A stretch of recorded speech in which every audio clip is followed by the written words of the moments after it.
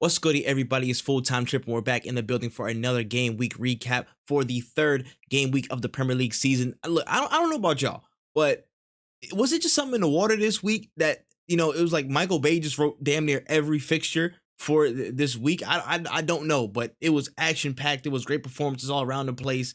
It was a fantastic goal scored. I mean, I was on the edge of my seat for a lot of these games. I'm not going to lie. It was mad exciting. But we're going to have to go through a real quick, cover them all. Make sure you guys like, comment, subscribe, hit that notification bell, all that good stuff. And let's get into the games. You already know we got to cover Arsenal first, and we won 3-0 away at AFC Bournemouth. A really, really good game. Goals from Martin Odegaard in the first 12 minutes. Two, ferocious goals in the box, getting aggressive. Even took the shot off Gabriel Jesus. And then the first one, Gabriel Jesus made a fantastic run, just sliding, sliding past people, man. Like he was moving on water, bro. He was just doing Michael Jackson moves through the defense. They didn't know what to do. That was a fantastic goal for Odegaard's first. And then Saliba in the 54th minute with an absolute peach outside the box, man. This dude Saliba got it all, bruh, and he just ran. Oh my goodness. And it was just such a good atmosphere. The whole crowd was just singing the chant. Saliba. They hit the whole joint. It was going crazy. I had such a good time. And Saliba's in that young player of the year conversation. He will be in that young player of the year conversation for the Prem. Better believe it. He's up. He's literally top 3 names. You can quote me on this right now. Number 2, I feel like we need to be a bit more controlling in the second half of games, and I feel like people have talked about that, in the days after the game. But we need to just work on that little part. But number 3 overall, we're looking good, man. Hey, listen, 3 games, 3 wins, top of the league after all of this madness has happened. I'm not complaining, but we just gotta keep it low, y'all. Don't say we win the league, y'all. Please keep it low. Just week at a time, please. Just relax for me. Next game, we're gonna jump over to Everton 1, Nottingham Forest 1. Was a pretty much dead game overall. Honestly, most of the action literally came past the point when Dean Henderson turned into Joe from You, had the cap on and stuff instead of watching his goal. Besides that, had a decent goal, came off the ricochet from Brendan Johnson to get Nottingham Forest on the lead in the 81st minute. But 7 minutes later, Jordan Pickford, it gets a huge ball into Demarai Gray, which I think was the best player for Everton by far, and he slots it home. Pretty much, wasn't really much going for either side either, pretty much most of the game, and most of the action came up in the last 10 minutes. So, 1-1 draw, decent. Let's jump to the scum really quickly. I feel kind of bad for Wolves, and I kind of don't feel bad for Wolves. I feel like they still needed more prolific attackers at some point, and they haven't really, I guess they've kind of tried to address it in certain ways, positional change and whatnot, but no out-and-out striker to really boost their level. I know Jimenez is just now coming back, but I don't know if he's going to hit the same levels as he did beforehand, but they were pelting Tottenham. They had them pinned back. It was only a couple times they countered throughout most of this game, throughout 50 minutes. They were against the wall. It was honestly not a good performance from Tottenham, but again, one little slip and Tottenham somehow break. Harry Kane's there for a goal. It was a typical Tottenham usually escape these games type of performance. Like, people predicted the whole way. Like, one team dominates, there's one cheap counter or some type of penalty shout, they score, and they just reap the benefits off of a Son, a Kane, or a Kulusevski. Like, that's usually how it goes with these Tottenham games, man. But at some point, they're not meant to escape. Somebody has to literally clamp down on Tottenham, because somehow they always escape with points, and it doesn't make sense to me. But alas, it's Tottenham 1, Wolves 0. Damn. Next up, we had Leicester City 1, Southampton 2. This one, I feel like it was kind of another classic, de-escalation of a Leicester control. Brendan Rodgers bottle job on the way again. Pretty much square in the first half. Nothing much really going on in terms of goal contributions. But in the 54th minute, James Maddison has a free kick, so you know what he does. He slots that near post past the keeper. And they seemed like they were cruising until Che Adams was like, who the hell are these dudes? And then he just come in, one easy goal. He caught it at the left stick, I believe, and he just slid it right home on the bottom. But the second goal in the 84th minute, that volley, bro, he just jumped. The ball came in pretty narrow. I'm about to say, he just jumped, slided it home off the volley, man. What are you gonna do, bro? Che Adams was balling. He was balling, man. But that's another Leicester City bottle, and I'm just like, there was no Fofana, there was no Tielemans, so I mean, is it a little bit of an empty squad type of problem? These two are set to move on to other clubs, possibly. I don't know, man. But Brendan Rodgers, he's looking He's looking a little bit shaky right now. Next up, we had one of those banger games of Fulham 3, Brentford 2. Now, it started off hot in like the first 45 seconds, bro. It was just calamity in the box, and Bobby Reed finds a way to score and put the ball in the back of the net. Then, about 19 minutes later, cross comes in, and Paulinho, one of the young midfielders, again, helped him a lot last season. I think one of these players, should be worth watching in terms of the league this year. Huge header to put him up 2-0. I think somewhere at the end of the half, though, there was just some free space on a Brentford corner, and then Christian Norgard comes and slots it home. A beautiful volley off the ball, though, but I know they was mad about that. Somebody got DDT for that in the back, went 100% before halftime, bro. That was a shambolic goal to concede. There was no marking, but the game was on. And then from there, I believe sometime in the second half, there was a little bit of good interplay from Brentford. They put the ball right into the box. Ivan Toney, scores, goes right to his fans, and he does the Michu. He does the Michu, Mitrovic, what they do and stuff like that kind of make it 2-2. I think that might have been a dig at Mitrovic, whatever. But right in the 90th minute, cross comes in, and big boy Mitrovic eating his Wheaties from, from wherever, bro. He's, man, has a whole huge header from the back stick, goes bottom right, goal in. And it's limbs everywhere, bro. It was actually a really, really enjoyable game to watch and look back on, man. Like, that's crazy. You see, I don't know if y'all seen these comments on Mitrovic either, but he was talking about maybe I'm Ivan Toney's idol, man. He was doing my stuff, bro. I don't know, but they might have to get beef in the reverse fixture, but we gonna see, man. Next up, we had West Ham 0, Brighton Hove Albion 2. West Ham looking like some rusty hammers, bro. Triple H wouldn't pick you up if he needed something to hit somebody with in a whole Hell in a Cell match. Y'all looking real disgusting. I'm gonna keep it a buck with you. Wolfie, shout out my man Wolfie, bro. But y'all looking real rusty and dusty right now. Y'all still persistent with Mikel Antonio up top. I don't know what's up with Moyes, bro. He need to fix something, but that's enough for y'all. Brighton were actually firing though. Most of the play went their way. Besides from a few West Ham set pieces, there was a few chances on their end. The rest of it was all Brighton. It was all Brighton. The first goal, I think it was Kerrer. I think I played at PSG. He was a PSG or some type of French defender or a defender in the French league. And then one of his first actions, he concedes a penalty to to Danny Mensah, and then some McAllister pen slide right in. Second half, it was a really good ball in, a flick on into Trossard. The defense was wide in the Grand Canyon. You trying to spread your I'm not gonna finish that sentence, but you know what I'm saying? Like, Trossard was in, easy money, easy goal, and their 2 goals to the good. They win. West Ham, bro, y'all need to shape up, bro. Y'all gonna mess up my predictions, bro. Fix up. Next game we had, and probably one of the biggest ass whoopings of the weekend, Crystal Palace 3, Aston Villa 1. It was an early goal from Ollie Watkins. I think that was the best span of play that they probably had the entire game, because after that, Crystal Palace was just on them, man. Zaha with a really good goal from a flick on in the 7th minute. Really good finish, because Zaha does this, bro. It is what it is. Sometime in the second half, terrible defense from Digne. The handball was up, and he just scores the pen. Zaha gets that easy. And the last goal, bro, it was just ticky-tack on the left-hand side, ball in, immediate power into the top left corner. What was it, Mateta? I think it was on the last goal. Yeah, Mateta. And then it was done, bro. I'm telling you.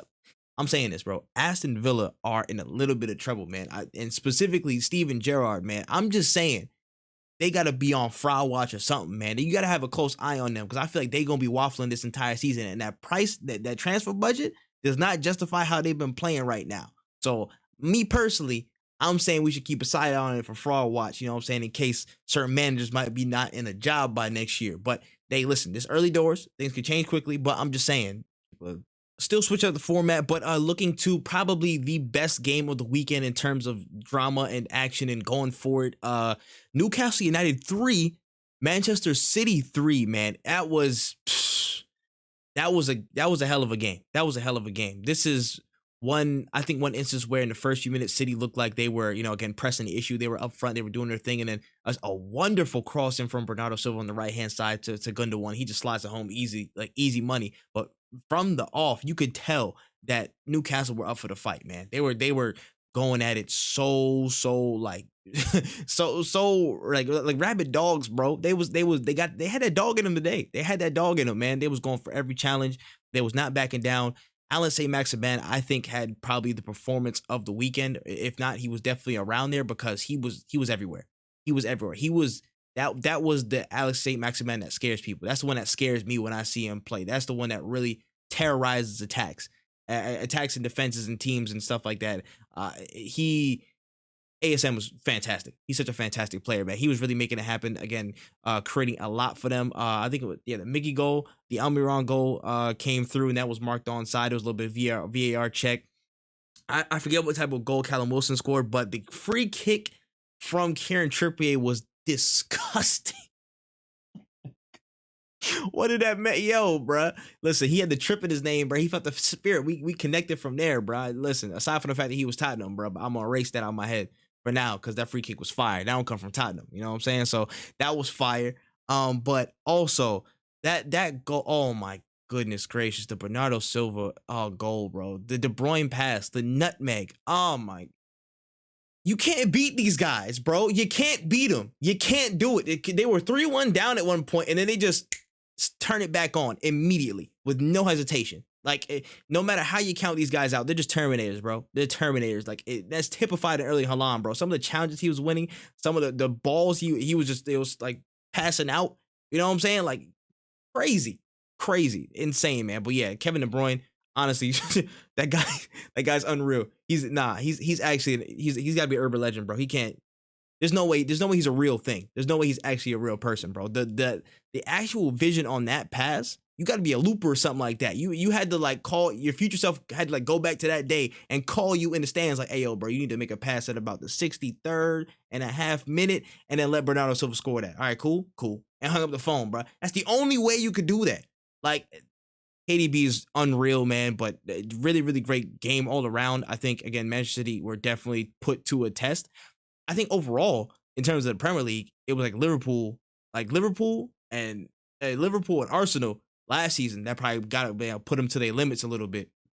But this season, I feel like it's going to be a different world, man. A lot of these teams aren't going to be afraid to get at City again to really exploit some of the advances that they make when they're so high up the pitch, man. Like Kyle Walker, bro, he was looking stressed.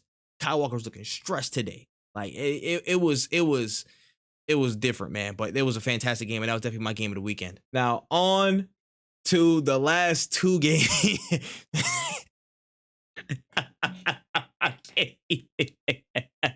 I can't even do the intro straight. These boys was getting smacked. Leeds United 3, Chelsea 0, bruh. Hey, listen, let's first and foremost, let's get this out the way, man. Leeds United, hats off to them. I feel like Jesse Marsch has found a way to really galvanize them in terms of structure, in terms of stability, in how they are and how they play, and still maintain that style of, we're gonna go right for your neck. We're gonna play attacking, play progressive, play forward, and not have any fear. Again, also a double credit to the signings that he's brought in, man, because Tyler Adams and Brendan Eriksson, they looked there. They looked like they was in for the fight that entire match. I don't care what nobody says, man. That I hats off to them. Hats off to them too, boys, because that was crazy, man. The press from Eriksson to actually get the goal off Mendy. Mendy doing a madness, bro. Mendy doing a madness, man. And then, that's a definite credit to Eriksson's press and his efforts there, but he was all over the place. He was spinning Koulibaly. He was spinning Thiago Silva. He was great. Pulisic. That should be Captain America around there, bro. Talk about him, McKinney, and some other people, bro. Like or Reina or something like that, bro. Like that's crazy. That dude Eriksson has something about him, bro. And then Rodrigo scored again. My FPL's in tatters because I do not have him. And Jack Harrison scored the third. I completely forget what the goal was, but body bag. And to top it all off, Koulibaly got sent off. Surprising result of the weekend. But this is possibly my favorite ass whooping, man. Leeds, hats off to you. And then for the last game of the weekend, the weekday, honestly, but happened just today as I'm recording this. Manchester United 2, Liverpool 1. Dang, like this was a revealing result for a lot of different things. First and foremost, Erik ten Hag, I will be speaking completely honest without the bias or whatever here. He's a great manager. He's honestly a really great manager. I feel like in games past and for previous clubs, he's done it before where he's beaten Liverpool, and I feel like he knew what to do on the day, man. You could see it in the play style, pressing them, applying long balls. So again, they really didn't have too much to work with. So Liverpool didn't really have too much to work with and really got at them, and you could see it rattled them. Man, in some sense. Like they weren't strong enough to cope, and Manchester United were all over it, man. Jadon Sancho Oh my god. There's no Kennington where it all started today, bro. I give credit where credit's due. Hands up. Sancho had a crazy goal. I think that was Harvey Elliott or Milner. One of them, man, sat him down, turned him into a whole floor mat. And then here go Virgil van Dijk, just hands behind his back. You know what I'm saying? Looking like a gargoyle, looking like a statue. Like it's crazy. Looking like a thwomp from what's it called? Super Mario, brother. He was making that noise as the goal went in, bro. That was a fantastic goal, honestly, from Sancho. And then Rashford got on the break, and that was like a typical Sancho goal in the Rashford goal in the second half, rather. But overall, man, Manchester United played they played with some gusto. They played with some actual heart, man. Again, no Maguire. I'm surprised McTominay played, but no Ronaldo until like the 85th minute. So they showed something about him today, but I feel like it was a mix of factors, and namely the fact that Liverpool's hurting right now, bruh. Liverpool is down horrendous. They are down terribly, man. The midfield is SpongeBob FC porous. Is really like nothing solid right there, bro. You can punch into it as much as you want. I feel like there's nothing solid there. The defense they're missing Matip, they're missing Konate. There's still gaps in that I feel like aren't really necessarily addressed. People could say they're missing Mane up top as well, but I feel like more so of the reason why they're in the spot that they're in right now is because of the midfield has so many absences, and the defense as well. I feel like Mane, the absence of Mane could be mitigated as long as everything else is banked there, and then everybody else will score the goals. But right now, it's just not happening. It's just not happening, man. So I'm interested to see their response now, because they're sitting 16th now.